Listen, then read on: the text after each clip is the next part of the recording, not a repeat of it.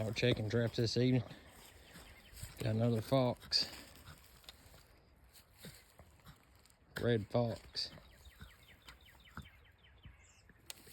Now, I mean, when I say a deep pad catch, I got half its leg in the trap.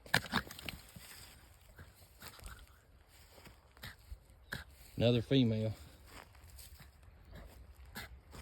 It's on a number 2 Bridger, offset jaws.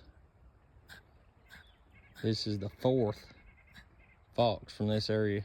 1 male and 3 females. I hope this is all of them. That way I can start catching the coats over here. Pretty though.